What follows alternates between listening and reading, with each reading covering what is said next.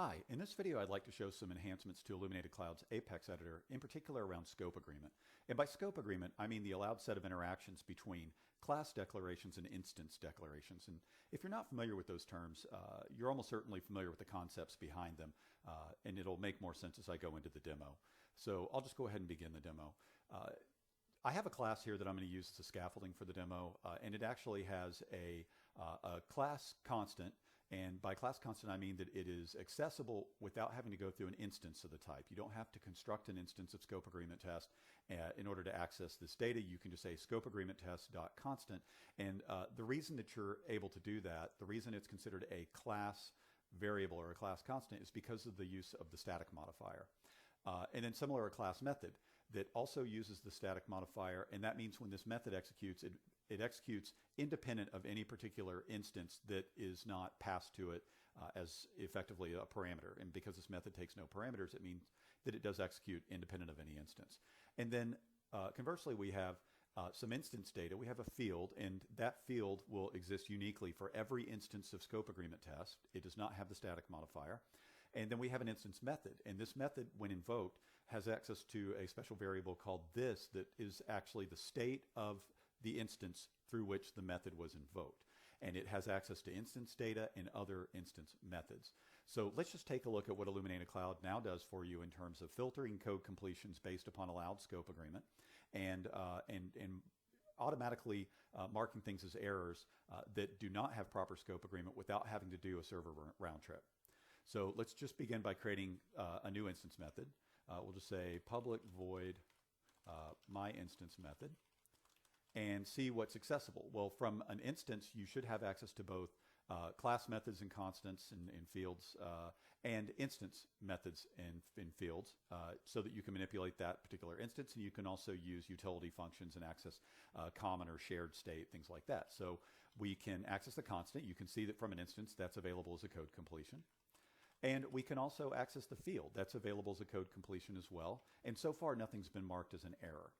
We can invoke a class method to do some type of utility type behavior that's independent of a particular instance. And we can invoke the instance method to do something very specific to this instance and its current state. It may be inspecting that state, it may be manipulating that state. But nothing's marked as an error. Both of these are available from the context of an instance method. Now let's take a look at what happens if we declare a new class method by using the static modifier. So if we do the exact same thing, we can see that we have access to the class constant.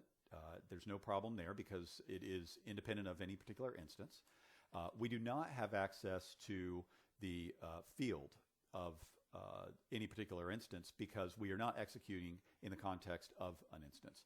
If I go ahead and force that, notice that I'm still not getting a direct code completion for that. You'll also notice that Illuminated Cloud has now flagged this as an error. It's basically saying a non-static field, something that is not class data, cannot be referenced from a static context, a context that executes independent of any particular instance. And that's the same error message that you would get if you tried to save this to the server. It just didn't require a server round trip. Similarly, if we try to access the class method, we get the code completion. If we try to access the instance method, we don't get the code completion. If I go ahead and force access to that, it's similarly flagged saying a non-static method, an instance method, cannot be referenced from the current static context. So that all makes sense.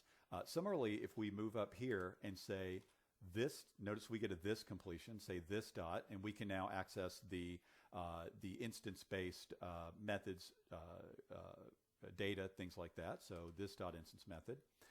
If I try to do the same thing here, the same completion is not available. In order to get access to the class methods and such, I could say, for example, scope agreement test dot, and now I can see the class methods, class state, the actual type constant that's available on every type in Apex, things like that.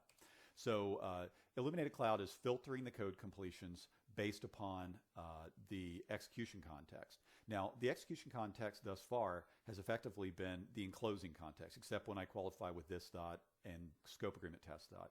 Let's see what happens when I start to qualify with other variables and such. So we'll go ahead and create a new scope agreement test, and we'll go ahead and call this SAT. And now we'll say SAT dot, we're doing this through an instance, and notice that only instance declarations are available. Instance methods, inherited instance methods like equals toString clone hash code, instance data like field. So we'll go ahead and just say .instance method, nothing is flagged, everything's fine. If instead I said SAT dot and I forced saying class method, it gets flagged by Illuminated Cloud. And in this case, it's the opposite of the error message we've seen so far. It says a static method, a class method, cannot be referenced from a non-static context. The non-static context is no longer the enclosing method. It's actually the instance through which I'm referencing that. In this case, SAT, my instance of scope agreement test. Now, the interesting thing here is Illuminated Cloud can help you to fix this. If the intention is that you wanted to invoke class method, you don't need to be invoking that through an instance. In some other languages like Java, that would actually not be an error. It'd be a warning and a potential source of bugs because you would think that you're invoking it as an instance method. In Apex, you actually get a hard failure, which I actually think is a good thing because it eliminates that class of potential bugs. So I can bring up the quick fix menu and it says, change this to access class method via a type-based reference instead of an instance-based reference. So I'll just hit enter and it will fix that for me and notice that the error goes away. So that actually works out quite well. Now let's see the opposite of that. Let's say that I wanted to say scope agreement test dot, notice it does not offer instance method or my instance method or field or anything like that. So let's go ahead and just say instance method. Again, it's flagged. And it says a non-static method cannot be referenced from a static context. It's the same error that we saw here, but instead of it being the static context being the enclosing method, it's the type-based qualification scope agreement test dot. Now there is no quick fix for this because it's not obvious the instance through which you would want to invoke this. So it would be up to you to actually change this to a correct instance, whichever instance that you wanted to invoke the method on. Let's take a look at one other example of this via enums and enum constants. So logging level, the enum that you would use when calling system debug, dot. And when I hit dot the first time, notice that it only shows class constants such as the enum constants, the type constant, and a class method that is used to get all of the values of that enum. So we'll go ahead and accept one of the class constants. Now when I hit dot again, we're dealing with an instance and it's only going to show the instance methods and instance state. So we could say something like name, and that's fine. If again we tried to force this and said logging level.warn.info, it flags this as being a instance-based reference to an enum constant. And again, it will offer us a fix for this. It's saying if you want access to logging level.info, do it via the type, not via an instance of that type. So hopefully the takeaway here is that there are two major enhancements that fall into the scope agreement category. One is that code completions are now filtered according to the correct context, whether it's a class context or an instance context. And the other is that if you do happen to create a scope agreement mismatch error, that Illuminated Cloud will offer both a hint that that's an error before you have to do a server round trip, and if it's something that it can help you correct, for example, the example that we just saw down here, then it will offer a quick fix to fix that and to make it correct. I hope you found this useful, and if you do find that there are bugs with this, for example, something is flagged that shouldn't be or is not flagged that should be, feel free to log a bug with a reproducible example and I'll take care of it. Thank you very much for your time.